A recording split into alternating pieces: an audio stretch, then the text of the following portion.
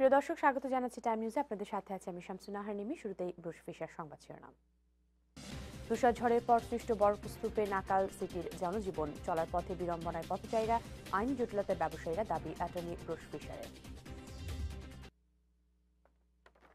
শুনছিলেন সংবাদ শিরোনাম, এবারে বিস্তারিত। শনিবারে তুষারপাতের পর ৩৬ ঘন্টা পেরুলেও এখনো অনেক সড়কে পথচারীদের বিঘ্ন সৃষ্টি করছে জমাট বাঁধা তুষার। অনেকে স্লিপ কেটে পড়ে দুর্ঘটনার ঝুঁকির মধ্যে আছেন। এমন অবস্থায় ব্যবসা প্রতিষ্ঠানের সামনে অন্তত ৩ থেকে ৪ ফুট পর্যন্ত এলাকা নিজ দায়িত্বে পরিষ্কার না করলে কোনো দুর্ঘটনা ঘটলে ব্যবসায়ীরা দুর্ঘটনা কেসে ফেঁসে যেতে পারেন বলে মনে করিয়ে দিয়েছেন টাইম টেলিভিশনের legal consultant attorney Bruce Fisher. বিস্তারিত জানাচ্ছেন শিবলি চৌধুরী গায়েস। ধেয়ে আসা তুষারঝড় বন্ধের প্রায় ৩৬ ঘন্টারও বেশি সময় পেরিয়ে গেছে।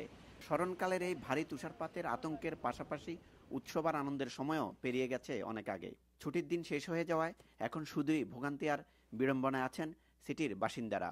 মূল সড়কগুলো তুষারমুক্ত রেখে গাড়ি চলাচল নিশ্চিত করতে গিয়ে রাস্তার দুপাশ ভরে উঠেছে বরফ স্তূপে।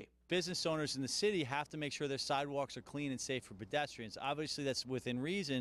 However, if you see the sidewalk over here, we have maybe only about 2 feet that has been shoveled so far of about a 12-foot sidewalk. So the business owner here has to get out and has to make sure the sidewalk is safe for pedestrians.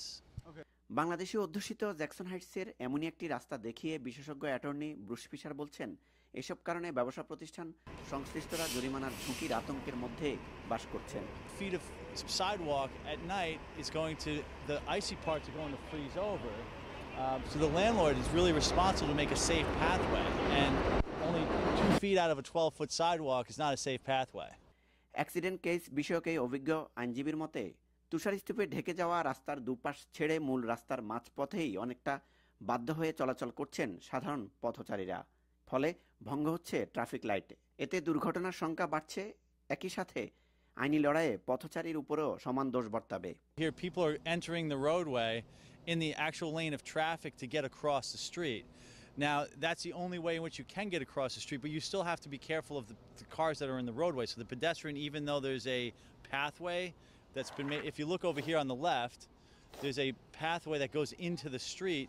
The pedestrian is still responsible to not get hit by a car if there's a car in the roadway.